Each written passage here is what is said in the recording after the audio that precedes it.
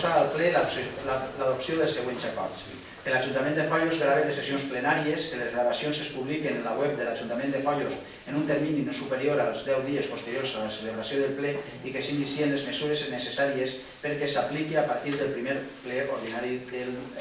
2012. Esta moció era una miqueta més àmplia, el que passa que no volguérem tampoc més clar els conceptes, com era el de la política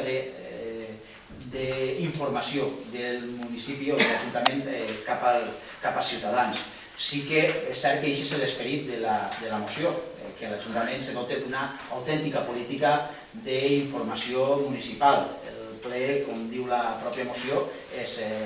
lliure, l'assistència és lliure, i hi ha vegades que tenim més fortuna, altres menys fortuna i assistís més o menys d'ell, però és cert que no totes les persones que estan interessades venen, moltes de les que estan interessades no poden assistir per qüestions de faena, d'agenda, i facilitar, com és en els temps actuals, a través dels mecanismes tecnològics seria molt senzill, perquè de fet nosaltres particularment des del nostre grup polític alguna experiència en aquest sentit hem penjat ja en internet, en Facebook o en YouTube. L'Ajuntament hauria de fer el mateix, assumir aquesta responsabilitat, aquesta claredat a l'hora de comunicar-se amb els ciutadans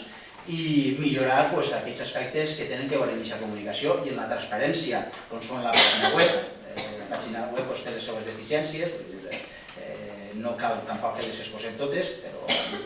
hi ha normativa europea, hi ha marcs europeus per tal d'anar convergint a una política de comunicació correcta i adequada que facilite la informació al ciutadà i substituir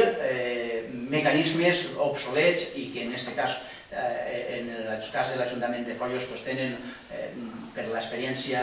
que tenim, són lamentables, com és el periòdic municipal. Abans el meu company, Gumersindo Hinarejos, ha fet referència al deute extrapressupostari. S'ha aprovat una factura o pagar despeses de l'ordre de 9.000 euros per al periòdic d'informació municipal, que ja és un nom pompós, però que evidentment no té res a veure en el periòdic que edita l'Ajuntament, i són 9.000 euros que ara vindrien molt bé i que